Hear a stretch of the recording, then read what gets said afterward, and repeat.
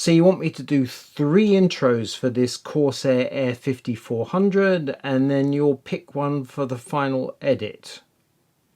Okay, here we go. First one. Corsair Air 5400. It's spectacular but scary. I don't get that. Oh, it's Halloween. Yeah, okay, that's rubbish. Please don't use that. Intro number 2. Corsair invented the dual chamber Air 540 in 2013 and has only taken 12 more years to create the triple chamber Air 5400. It's slightly better, but I'm not certain Corsair is going to be happy with that. The third intro. Corsair Air 5400. So expensive, it should be made of diamonds. I don't know which of those is any good, but make sure you edit it so I don't look like a complete chump.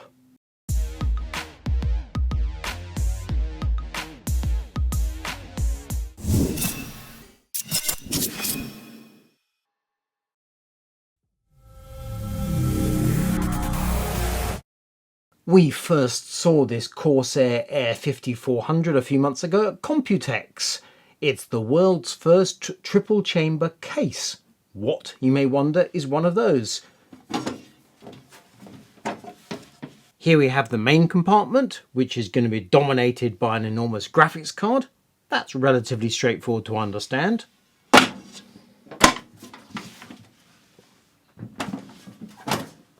Here we have the second chamber. Power supply, cables, storage. And here we have the third chamber, which is dedicated to your CPU iCUE cooler. So 1, 2, 3 chambers. It's certainly novel. The question, obviously, is it any good? Before we address the question of why anybody might want a triple chamber PC case, let's cast our minds back to 2013 when Corsair introduced the dual chamber case. There was the Air 540, which I don't think I ever reviewed, but I did review the Carbide Air 240, which is a physically smaller case than the 540, but it's the same principle. You can see it's quite wide, and you can also see that the power supply, cables and storage are in one side, while the other hardware, graphics, CPU and motherboard are in the main compartment. You can also see that there's an iCUE cooler at the front of the case. When you look at my photos from that review of the Air 240, you can see that the graphics card was absolutely tiny, and of course the power draw of graphics cards back in those days was also tiny. These days 300 watts is fairly normal, and sadly graphics cards go up to 600 watts. So that's the dual chamber case, and here we have a triple chamber case. So the principle of the compartment for the power supply, cables and other bits and pieces, that we understand, but it's moving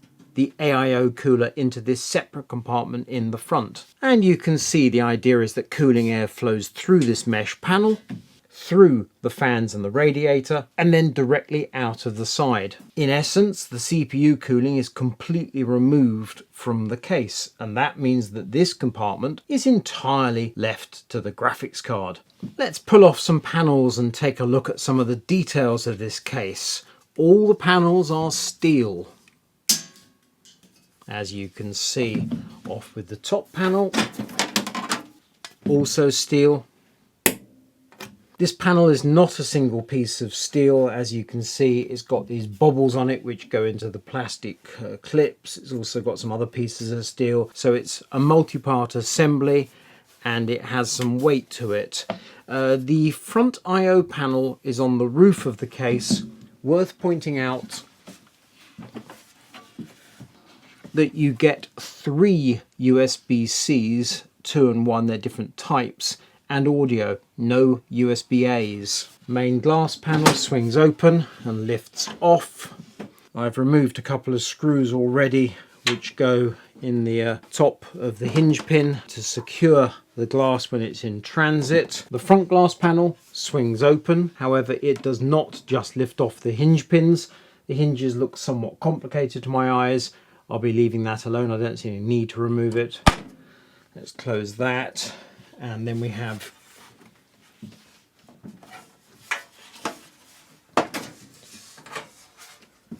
The right hand panel, also steel.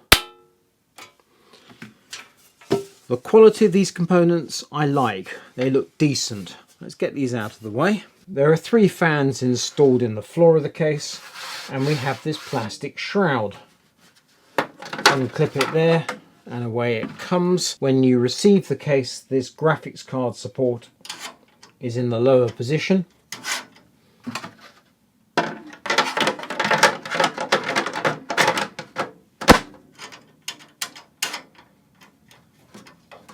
Which prevents this shroud from being removed. Slide it up and out. Similar story in the roof of the case.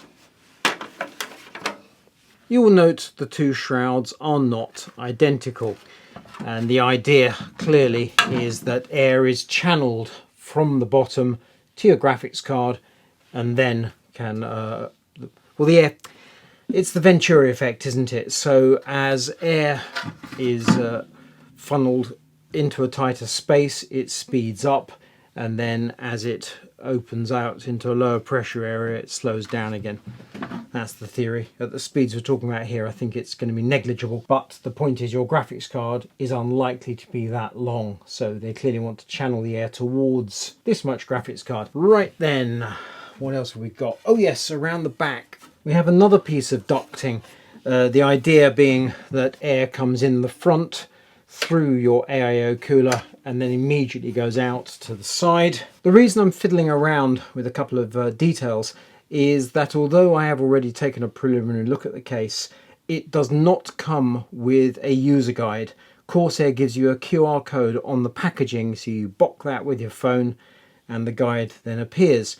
That's okay, I prefer to have a paper guide, particularly for an expensive product. We'll come to price later. But the thing is, Corsair doesn't make their quick start guides available until the product is released. This product doesn't release until next week. No quick start guide available. I lift this, and wiggle it out. And you will note we have brushes. These are for putting your cables through. They're not going with grommets, they're going with brushes instead. So brushes there, nylon I believe, and also brushes here, and I rather like that. So let me put that back in place while I remember where it goes. So that was locked in place by these tiny little tags on the front, which looks slightly delicate. I'll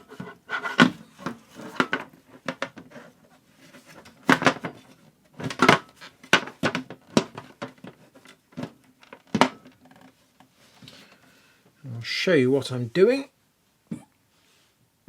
I'm lining those little lugs up with cutouts in the steel, and then that goes down, and then we have a single thumb screw there. Okay, those USB connections. We've got hook and loop straps for cable management. We have Rapid Route, I think the name is, from Corsair system, or Squircles as we prefer to think of them. And you can see that the connections are a native USB to USB-C, what I think of as your traditional USB 3, which typically goes to USB-A. In this case it's going to the 2 slower USB type Cs, and then we have front panel connections. When you look at the rear of the case, you can tell the power supply goes here, which means it's sitting on this shelf. That's entirely normal in a dual chamber case, in this instance a triple chamber case. And then below that we have this hardware here. 2 thumb screws on the back, and away it comes. So that is a magnetic iCUE link hub, and this steel stamping not only is a mount for the iCUE link hub, it is also a storage hub. You can install one 3.5-inch hard drive or a couple of SATA SSDs. With the panels removed, we can see everything about the core chassis. The build quality feels very solid. It flexes slightly at the moment. As soon as you put hardware inside it and replace the panels, it's going to be rock solid. Of that I have no doubt. Let's get on with the build, which I think is the next stage, but really the main thing for me, because I'm sure the build is going to be quite straightforward. So much access, how can it be difficult? It's going to be how well this case performs. We have novel hardware. We have the location of the cooler in that separate compartment. Corsair is crystal clear this case is for AIO coolers and I guess custom loop, not for air coolers. So it's novel, it's interesting, it's different, and now we need to see whether it actually works. If you're looking for a new chair, then definitely go and check out boolies.co.uk. They offer a whole host of gaming and office chairs that come in a variety of different finishes and different colours. We start with the motherboard assembly, and I'm using this MSI Mag X870E Tomahawk Max Wi-Fi PZ. PZ for Project Zero. And you'll notice you cannot see any power connectors on this side of the motherboard. I'll turn the case around in just a second. Other components: AMD Ryzen 7 9800X 3D CPU, a Corsair MP600 Elite SSD. Let's just snap on the heatsink.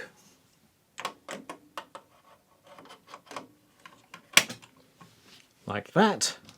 And our memory is this Corsair Vengeance RGB DDR5. This might not be the ideal memory for an AMD PC because it's CU DIMMs. It's intended for Intel Core Ultra 200S. However, I'm sure if I turn the speed down a bit, it'll be fine, and it looks spectacular.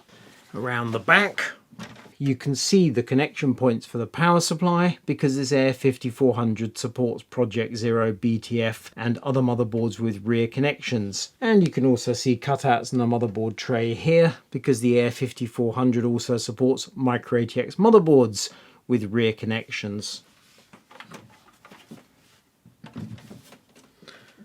That's looking good. Let's move on to the power supply. We're using this brand new Corsair HX1000i Shift.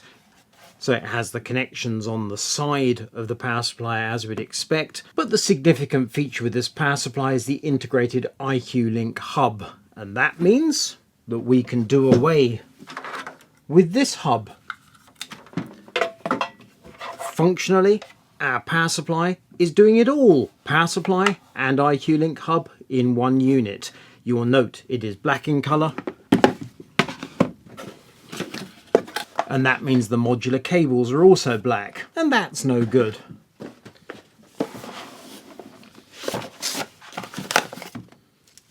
But happily Corsair sent me some white cables, which are part of this PSU cable kit. So cables, power supply, which is going to go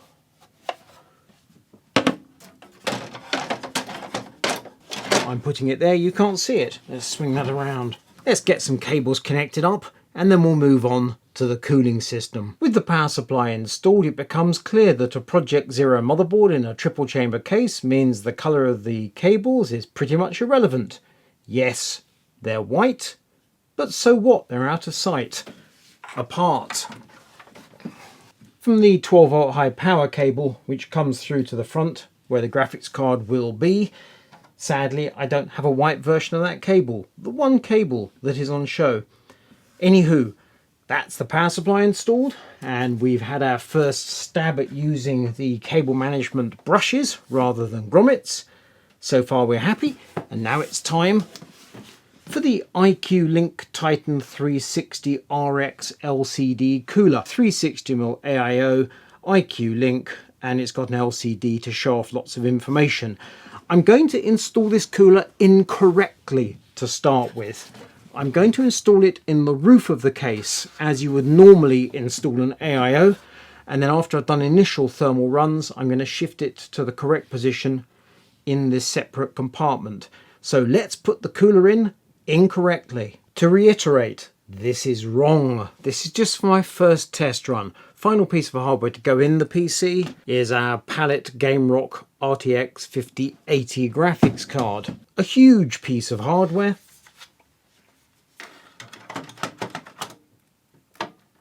That requires serious cooling. Clearly not the same level of cooling as an RTX 5090, but who wants to spend £2,500 on a graphics card? I need to install a few screws, reinstall the panels, and then we can get the PC up and running, and we can see how the Air 5400 runs in this incorrect format before I move the cooler and we do things properly. For temperature testing, we're running a combination of Speedway stress test and Cinebench R23. The processor's drawing 129 watts and the graphics card 325 watts. Total system power draw 560 watts. The fans are set to balance mode in Corsair iCUE, which means they start running at 1000 RPM and ramp up under load to 1600 RPM. At 1000 RPM they sound like this. And at 1600 RPM like this. We'll start talking about temperature after more test runs when we have more data. For the moment, let's just look at the visuals, which are very pretty. And now we've used the Air 5400 with the cooler in the wrong location, it's time to do things properly. Off with the panels, out with the cooler, remove the front fan rack, remove the ducting from the right hand side, install the cooler in the right hand side, and carefully route the hoses through those brushes, and we're ready for action.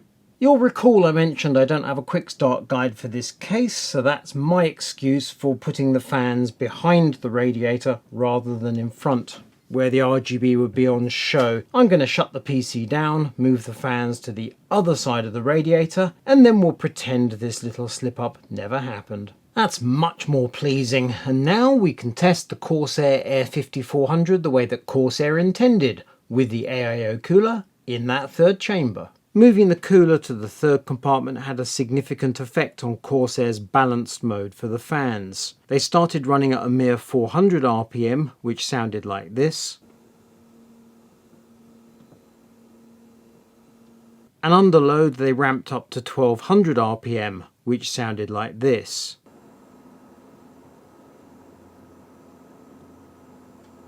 We use smoke to visualize the airflow, and you can see the main chamber and the AIO chamber are completely separate. Looking at the front of the case, you can see the smoke going into the third chamber is immediately ejected to the side, but it's not quite so obvious that the rest of the smoke is not going into the main chamber, but instead is staying outside and going across the front of the glass. Turning the case at an angle makes this much clearer. Air moving towards the third chamber is drawn in by the three fans and is ejected to the side. Air passing under the case is drawn in by the three intake fans, passes into the main chamber through the graphics card and is ejected vertically. For our third set of tests, we're going to install three LX120 fans in the roof of the case. We remove all the panels, remove the top fan rack, install the fans in the fan rack, reinstall the assembly in the roof of the case, replace all the panels, and now we have 9 LX120 fans inside the Air 5400. Installing the fans in the roof of the case seems to have restored Corsair's balance mode to normality. With the PC under load, the fans start running at 1000 RPM, which sounds like this.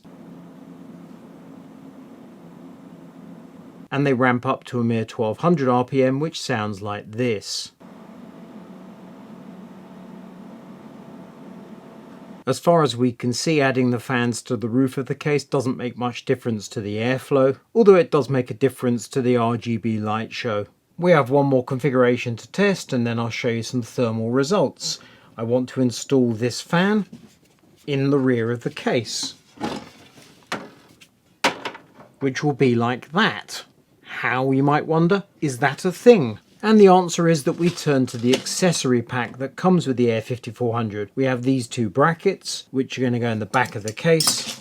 We have a box of screws, zip ties and odds and ends. And we also have this optional filter. Corsair spells out in the reviewer's guide this filter is very much an option rather than a requirement. That's why they pack it separately. And it clips in place. Like that. The thing is, of course, that chamber is completely separate, so any dust in the air passing through the AIO is only going to go in the radiator and the fans. It won't go into the main compartment. Therefore, it's less of a deal than it would be in a regular PC case. If you fancy filtering the airflow, you can. But it's these two brackets that I'm going to install in the rear of the case, So we can add a 10th LX120 fan. If you look closely, you'll notice I've installed the rear fan in intake. I want to add air to the case. I don't want to move the airflow sideways and out of the rear. With 10 fans running in balanced mode, the PC sounded like this.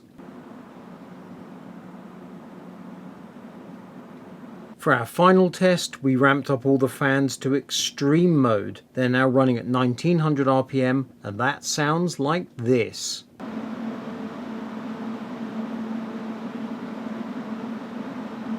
So far I haven't said anything about CPU or GPU temperatures. The ambient temperature at the moment is rather low at 17 degrees Celsius, and as you'll see from this chart, it's only the very first test at the top, the one where I had the cooler in the wrong location, where things are different. CPU temperature is 78 degrees, graphics temperature is 60 degrees. After that, as you saw, I moved the AIO cooler into the third chamber, and then I increased the number of fans, and finally I ramped up fan speed. For the second, third and fourth tests, the temperatures are exactly the same. The CPU is icy cold at 66 degrees, the graphics card remains at 60 degrees. In other words, once you move the cooler into the correct compartment, adding fans makes no difference. In the very final test at the bottom, with the fans running at an outrageous 1900 RPM, CPU and GPU temperatures drop by 1 degree, but the noise levels are clearly intolerable. The difference between the very first test and all the other tests, where the CPU temperature drops from 78 degrees to 66 degrees, is really impressive and suggests this new triple chamber case works excellently. And the price of this case: here in the UK, £285 including VAT, in Europe €330 including VAT, in America $330 plus tax. That is expensive. But I thought to myself, am I the final arbiter of expensive? I don't think I am, so I checked with my colleague Matt. You're asking me what I think about a case. So it's nearly 300 quid. They're charging 100 quid per chamber. Whatever way you look at it, this is quite expensive. It's not something we haven't seen before, but it's definitely on the expensive side. It's going to be for the enthusiasts, I suppose, each their own. I bet they'll sell a bucket load of them, but I personally won't be buying one. And as you can see, Matt was not that impressed by this high price. And so we move on to my pros and cons. Let's start with pros, the good points. The Air 5400 has a novel triple chamber design and excellent CPU cooling. Secondly, the finished PC looks ultra tidy. I've used a Project Zero motherboard. The cables are mostly hidden away apart from that 12-volt high power cable. It looks really good. Thirdly, as a positive, the front panel I/O has 3 USB-C ports, albeit of 2 types, and no USB Type-A. Fourthly, and this is a personal preference of mine, the cable grommets have been replaced by these brush dividers. I like that quite a lot. Cons, the negative points. Installing a cooler in the third compartment is fiddly. Secondly, the price is very high. Third, the storage drive unit looks like an afterthought. It's just a bit of bent tinware in my opinion. And finally, as a negative point, the front panel I/O has 3 USB-C ports and no Type-A. Yes, to me it's both a positive and a negative. If you have any USB Type-A's, it might be a problem. If you are living in a world of USB-C's, it's wonderful. It's a positive. Overall, I think this is a worth buying. I think it's an 8 out of 10. If the price was lower, 8.5. It's good, but it's not brilliant. But it's certainly novel. Do please check us out at KitGuruTech, and we're also on TikTok.